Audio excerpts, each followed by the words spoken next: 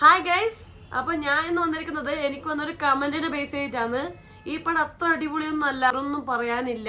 നമുക്ക് ഒരുപാട് മാസ പടങ്ങൾ മലയാളത്തിലുണ്ട്, അല്ലാണ്ട് തമിഴ് പടങ്ങളല്ല, തമിഴ് മാസ പടങ്ങളല്ല. ഇതിന്റെ എല്ലാം മാസ പടത്തിന്റെ അടിസ്ഥാനം അതല്ല. പുള്ളിക്കാരൻ പറഞ്ഞത് ആവേശം, തല്ലുമാല, RDX അതുപോലെ ഇഷ്ടംപോലെ മാസ പടങ്ങൾ മലയാളത്തിൽ അടിപൊളിയായിട്ട് ഉണ്ട്. അങ്ങനത്തെ ലെക്ചറിങ്ങിന്റെ ആവശ്യമൊന്നും ഇല്ല പറഞ്ഞ ഒരു കമന്റ് വന്നിട്ടുണ്ട്.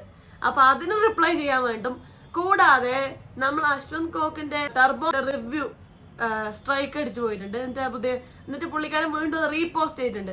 അപ്പൊ ഈ രണ്ട് വിഷയത്തിനെ കുറിച്ച് സംസാരിക്കാനാണ് ഇന്ന് ഞാൻ വന്നിട്ടുള്ളത്. അപ്പൊ ഫസ്റ്റ് ഓഫ് ഓൾ ഞാൻ പറയട്ടെ, ഈ മമ്മൂട്ടി, മോഹൻലാൽ രണ്ടുപേരും എനിക്ക് വളരെ ഇഷ്ടപ്പെട്ട രണ്ട് നടന്മാരാണ്. അവർ എന്റെ ഫേവറേറ്റ് നടന്മാർ തന്നെയാണ്. കാരണം അത്രമാത്രം സിനിമകൾ മുന്നേ ചെയ്ത് നമ്മുടെ മുന്നിൽ അത്രയും നല്ലൊരു മെമ്മറീസ് ഉണ്ടാക്കി തന്ന എനിക്ക് പ്രിയപ്പെട്ട രണ്ട് നടന്മാർ തന്നെയാണ് രണ്ടുപേരും. അല്ല, ഒരാളെ കൂട്ടിയിട്ടോ ഒരാളെ കുറച്ചിട്ടോ കാണുന്നില്ല, ഒരാളെ പടം താഴ്ത്തി കെട്ടിട്ടോ ഒരാളെ പടം പൊക്കി കെട്ടിയിട്ടോ ഞാൻ സംസാരിക്കാറില്ല. ഈ പടം ബേസിക്കലി എനിക്ക് ഇഷ്ടപ്പെട്ടു, അതുകൊണ്ടാണ് ഞാൻ ഇതിനെ പോസിറ്റീവായ രീതിയിലും എനിക്ക് ഇഷ്ടപ്പെട്ട കാര്യങ്ങളും പറഞ്ഞത്. ഇപ്പൊ നേരെ നല്ല പടം ലാലേട്ടൻ അടിപൊളിയായിരുന്നു.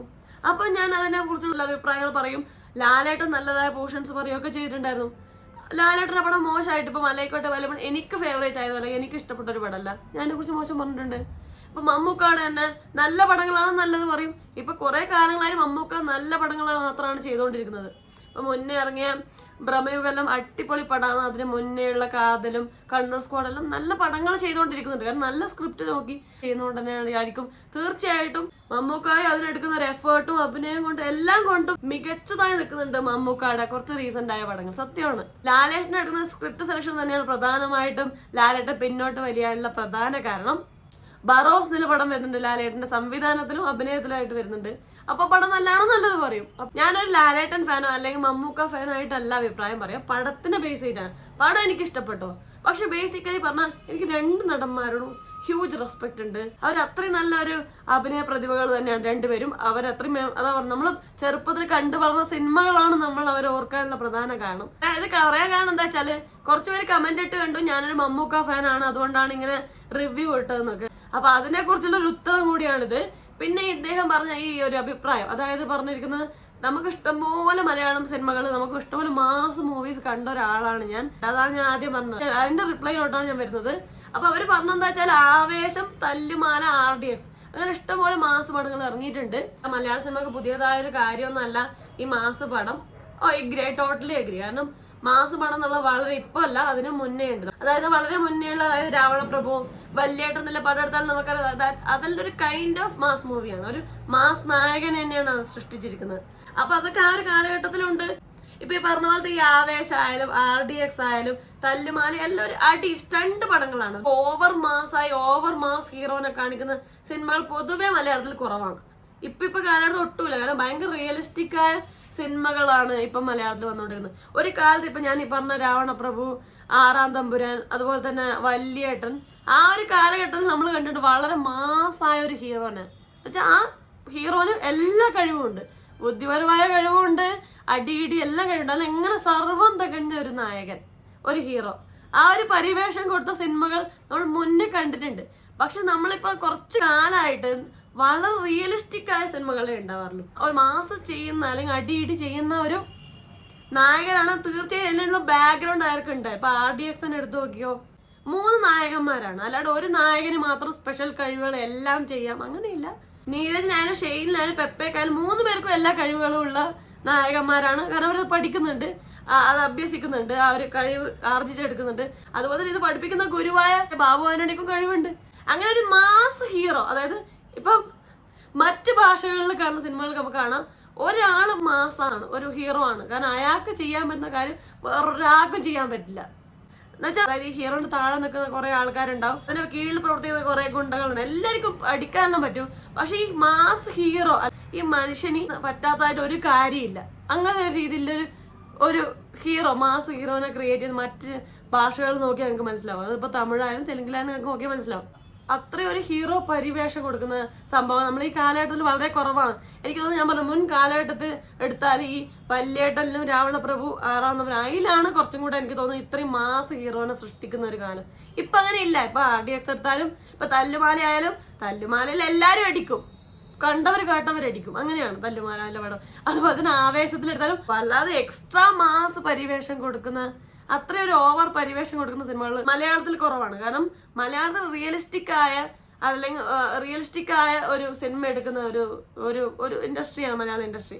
അതുകൊണ്ട് തന്നെയാണ് RDX ഒക്കെ ഇറങ്ങിയപ്പോൾ ഒരുപാട് പേര് പറഞ്ഞു അടിപ്പടമാണെങ്കിൽ പോലും എല്ലാവർക്കും കണ്ടിരിക്കാം. കാരണം ആ ഓരോ അടിക്കും ഒരു റീസൺ ഉണ്ട്, ഒരു കാരണമുണ്ട് എന്നല്ല എല്ലാവരും അഭിപ്രായപ്പെട്ടിട്ടുണ്ട്. ഞാൻ എന്റെ റിവ്യൂവിൽ പോലും ഞാനത് പറഞ്ഞിട്ടുണ്ട്. നമുക്ക് അങ്ങനെ ഒരു ഓരോ അടിയും ചുമ്മാ അടിക്കാൻ വേണ്ടി സിനിമ നടക്കാൻ വേണ്ടി ചെയ്തതായിട്ട് തോന്നിയിട്ടില്ല. ആവേശം എന്നുള്ള പടം ആ രീതിയിലുള്ള ഒരു ഡോണിനെ സൃഷ്ടിച്ച് നമ്മൾ വലിയൊരു ഫണ്ണി ആയിട്ടുള്ള ഒരു ഡോൺ അവതരിപ്പിക്കുന്ന ഒരു സിനിമയാണ്. സോ ഒബ്വിയസ്ലി അത്ര അടികൾ അതിൽ വരും. നമ്മുടെ ഇൻഡസ്ട്രിയിൽ എങ്ങനെയാ വെച്ചാൽ കുറച്ചുകൂടെ കൺവിൻസിങ് ആവുന്ന രീതിയിൽ, കുറച്ച് ഇമോഷണൽ ആവുന്ന രീതിയിൽ, കുറച്ചുകൂടെ റീസണബിൾ ആവുന്ന റിയലിസ്റ്റിക് ആവുന്ന രീതിയിലുള്ള സിനിമകളാണ് കൂടുതൽ വരാറ്. ഇപ്പൊ ടർബോ എന്ന് പറയുന്നത് കുറച്ച് വ്യത്യസ്തമാണ് അതിൽ നിന്ന്.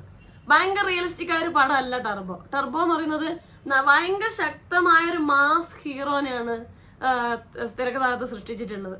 ഭയങ്കര എന്താ പറയാ, എല്ലാ കഴിവുകളും, ബുദ്ധിപരമായിട്ട് എല്ലാ കഴിവുകളും ഉണ്ട്, ആക്ഷൻ കഴിവുകളൊക്കെ ഉണ്ട്. അങ്ങനെ എല്ലാം തികഞ്ഞൊരു നായകൻ എന്ത് വന്നാലും, അതായത് ഒരു സംസ്ഥാനത്തെ മൊത്തം ഭരിക്കാൻ കഴിവുള്ള ഒരു ഗുണ്ടയെ, വില്ലനെ ഇല്ലാതാക്കാൻ കഴിവുള്ള ഒരാളായിട്ടാണ് ജോസേട്ടൻ വരുന്നത് ടർബോയില്. അപ്പം ഭയങ്കരമായിട്ടുള്ള ഒരു ഹീറോ, മാസ് ഹീറോ ആയിട്ട് തന്നെയാണ് മമ്മൂക്ക വരുന്നത്. അതുകൊണ്ട് തന്നെ പല കാര്യങ്ങളും അൺറിയലിസ്റ്റിക് ആയ സീനുകളുണ്ട്. ഇത് നമുക്ക് ഇങ്ങനെ ചെയ്തുകൂടെ, എന്തിനാ ഇങ്ങനെ സംഭവിക്കുന്നത്, ഇങ്ങനെ ഒരു സാധ്യത ഇനിയില്ല, അങ്ങനെ ഒരുപാട് ക്വസ്റ്റ്യൻസ് വരുന്നുണ്ട് സിനിമ മൊത്തോടനീളം നോക്കുവാണെങ്കിൽ. തിരക്കഥാകൃത്ത് ഉദ്ദേശിക്കുന്നത് നോ മാറ്റർ വാട്ട്, ഇങ്ങനെ ഒരു ഹീറോ ആണ് എനിക്ക് വേണ്ടത് എന്നുള്ള രീതിയിലാക്കി തീർക്കാണ്. റിയലിസ്റ്റിക് ആയ സിറ്റുവേഷൻസോ സാധ്യതയുള്ള രീതിയിലുള്ള കാര്യങ്ങളോ അല്ലാതെ നടക്കുന്ന ഒരു സിനിമ മലയാളത്തിൽ കുറവാണ്. അതുകൊണ്ടാണ് ഞാൻ മറ്റ് ഇൻഡസ്ട്രിയിലെ സിനിമയായിട്ട് കമ്പയർ ചെയ്യുന്നത്. കാരണം ഞാൻ ഈ രീതിയിലുള്ള പടങ്ങൾ കൂടുതൽ കണ്ടിട്ടുള്ള തമിഴ്, തെലുങ്ക് അതുപോലെ മറ്റ് ഇൻഡസ്ട്രികളിലാണ്. തമിഴ് ഇൻഡസ്ട്രി ഞാൻ എടുത്തു പറയാൻ കാരണം തമിഴായാലും തെലുങ്കായാലും ആ ഇൻഡസ്ട്രികളിലൊക്കെ കാണുന്നത് അങ്ങനെയാണ്. അവിടെ റിയലിസത്തിനോ അല്ലെങ്കിൽ റിയലിസ്റ്റിക് ആയി നടക്കോ, ലോജിക്കലി പോസിബിൾ ആവോ എന്നുള്ള ക്വസ്റ്റ്യൻസ് ഉണ്ടാവാറില്ല സാധാരണ ഈ രീതിയിലുള്ള പടങ്ങൾ. സോ അതേ ഒരു പരിവേഷം, അതേ ഒരു ഇംപ്രഷനാണ് ഈ നായകനിൽ ഉണ്ടാക്കിയത് തിരക്കഥാകൃത്ത്. നമ്മളിപ്പോ ഫുള്ള് റിയലിസം കാര്യം നോക്കിക്കണ്ട നമുക്കിപ്പോ മറ്റു സിനിമകളിലെ മറ്റു ഭാഷകളിലെ മാസ് പടങ്ങളും കാണാൻ പറ്റില്ല. മറ്റു ഭാഷകളിലും എനിക്ക് ഇഷ്ടപ്പെട്ട സിനിമകളുണ്ട്, ഇപ്പോൾ ഇഷ്ടപ്പെടാത്ത സിനിമകളുണ്ട്. വിജയ് പടങ്ങളിൽ ചിലത് എനിക്ക് ഇഷ്ടപ്പെട്ടതും ചിലത് ഒട്ടും ഇഷ്ടപ്പെടാത്ത സിനിമകളുണ്ട്. സോ ഒബ്വിയസ്ലി ഉണ്ട്. ടർബോയിലോട്ട് വരുവാണെങ്കിൽ എനിക്ക് ടർബോ എന്നുള്ള പടം എനിക്ക് ഇഷ്ടപ്പെട്ടു. എനിക്ക് കണ്ടിരിക്കാം, എനിക്ക് വാച്ചബിൾ ആയ മൂവിയാണ്. ഇപ്പൊ രണ്ടാമത് എനിക്ക് വാച്ച് ചെയ്യാൻ പറ്റുമോ അല്ലെ റീ വാച്ചബിൾ ആണോ ചോദിച്ചാൽ മേ ബി ഞാൻ വീണ്ടും കാണണമെന്നില്ല. പക്ഷെ വാച്ചബിൾ ആയ ഒരു പടമായിരുന്നു. എനിക്ക് തിയേറ്ററിൽ ഇരുന്ന് വല്ലാതെ ബോറടിച്ച് പണ്ടാരടങ്ങിയിട്ടൊന്നുമില്ല. എനിക്ക് കണ്ടിരിക്കാം. പിന്നെ എനിക്ക് ആകെ തോന്നിയത് ലാസ്റ്റ് ക്ലൈമാക്സിലോട്ട് എത്തിയപ്പോൾ ഭയങ്കര ബാക്ക്ഗ്രൗണ്ട് മ്യൂസിക് വെച്ച് ഒരു ഇറിറ്റേഷൻ ആക്കിയിട്ടുണ്ടായിരുന്നു. അതുപോലെ തന്നെ ഞാൻ പറഞ്ഞില്ലേ, ഭയങ്കര ശക്തനായ ഒരു വില്ലനെയാണ് സൃഷ്ടിച്ചത്. പക്ഷെ ആ വില്ലനെ കീഴടക്കിയത് വളരെ സിമ്പിൾ ആയിട്ട് എനിക്ക് തോന്നി. അത്രയൊരു ടഫ് സീനുകളൊന്നും വന്നിട്ടില്ല. അത് ഞാൻ റിവ്യൂല് പറഞ്ഞതാണ്. അപ്പൊ അതാണ് എനിക്ക് ഇഷ്ടപ്പെടാത്ത കാര്യങ്ങൾ ആ സിനിമയിൽ എടുത്തു പറഞ്ഞിട്ടുണ്ട്. ഇഷ്ടപ്പെടാത്ത ഈ കാരണം ക്ലൈമാക്സിലെ കാര്യങ്ങളും അതുപോലെ തന്നെ ക്ലീഷയായ ഡയലോഗും റിയലിസം ഇല്ലാത്തതും ഒക്കെ പറഞ്ഞിട്ടുണ്ട്. പക്ഷെ ആസ് എ ഹോൾ ഒരു മാസ് സിനിമ കാണുന്ന ഫീലിൽ കണ്ടിരിക്കാൻ പറ്റുമോ വെച്ചാൽ ഉണ്ട്. ഫീൽ ചെയ്ത കാര്യമല്ലേ പറയാൻ പറ്റുള്ളൂ. ഈ സിനിമ എന്നെ കണ്ടിരിക്കാൻ പ്രേരിപ്പിച്ച രണ്ട് കാര്യങ്ങളാണ്. ഒന്ന് മമ്മൂക്കാന്റെ ഈ റോള് മമ്മൂക്കൊക്കെ അടിപൊളിയായി വഴങ്ങും. ഇപ്പം ഈ ഒരു കോമഡിയും അടിയും ഒക്കെ കൂടിയ ഈ ഒരു റോള്, അതിപ്പോ ഞാൻ പോത്തമ്പാവ എടുത്തു പറഞ്ഞു, പിന്നെ അതുപോലെ തന്നെ രാജമാണിക്യം, അതുപോലെ തന്നെ തുറുപ്പൂരൻ, ഈ ഒരു സ്റ്റൈലിലുള്ള ക്യാരക്ടർ, അതായത് അടിയും ഉണ്ട് കോമഡിയും, ആ ക്യാരക്ടർ ഭയങ്കര അടിപൊളിയായിട്ട് മമ്മൂക്കാക്ക് വഴങ്ങലുണ്ട്. ആ ഒരു ക്യാരക്ടർ മമ്മൂക്ക ചെയ്യുന്നത് കാണാൻ എനിക്ക് ഭയങ്കര ഇഷ്ടമാണ്. അതുകൊണ്ട് തന്നെ ആയിരിക്കാം എന്നെ അതിൽ പിടിച്ചിരുന്ന നമ്പർ 1 ഫാക്ടർ അതാണ്. പിന്നെ അടിപൊളിയാക്കുന്നതിന്റെ മേക്കിംഗ് ആണ്, അതായത് ഇതിന്റെ ഡയറക്ഷനാണ്. വൈശാഖിന്റെ ഒരു മേക്കിംഗ് ആണ് ഇത് അടിപൊളിയാക്കുന്ന ഫാക്ടർ. കാരണം എന്താ വെച്ചാൽ തിരക്കഥ സംഭവങ്ങൾ അത്ര ഇല്ല. ഞാൻ പറഞ്ഞില്ലേ, ലോജിക്കും റിയലിസം ഒക്കെ നോക്കി നമുക്ക് തിരക്കഥയിലൊന്നുമില്ല. ഒരു മിഥുൻ മാനുവൽ തോമസിന്റെ തിരക്കഥയാണെന്ന് നമുക്ക് പറയാൻ പറ്റില്ല. കാരണം മിഥുൻ മാനുവൽ തോമസിന്റെ മുൻ സ്ക്രിപ്റ്റുകൾ എടുത്തു നോക്കിയാൽ ഒരുപാട് ട്വിസ്റ്റ് ആൻഡ് ടേൺസ് ഉണ്ടാവും, അപ്രതീക്ഷിതമായ കാര്യങ്ങൾ സംഭവിക്കും, ഭയങ്കര രസകരമായി പിടിച്ചിരുന്ന ഗ്രിപ്പിംഗ് ആയ ഒരു സംഭവം. ഈ ഒരു തിരക്കഥ മിഥുൻ മാനുവൽ തോമസ് ആണെന്ന് പറഞ്ഞാൽ നമുക്ക് വിശ്വസിക്കാൻ പറ്റില്ല. വേറെ ആരെഴുതിയാലും ഇതേപോലത്തെ ഒരു തിരക്കഥയാവും. അങ്ങനെ കൃത്യമായിട്ട് ഈ സിനിമ നന്നാക്കി കൊണ്ടുവരുന്നത് മമ്മൂക്കായും വൈശാഖിന്റെ സംവിധായകനും കൂടി മാത്രമാണ്. അതുപോലെ തന്നെ ക്രിസ്റ്റോസ് ഇവ എന്നുള്ള മ്യൂസിക് ഡയറക്ടർ ഡാഡിയെ സഹായിച്ചിട്ടുണ്ട്.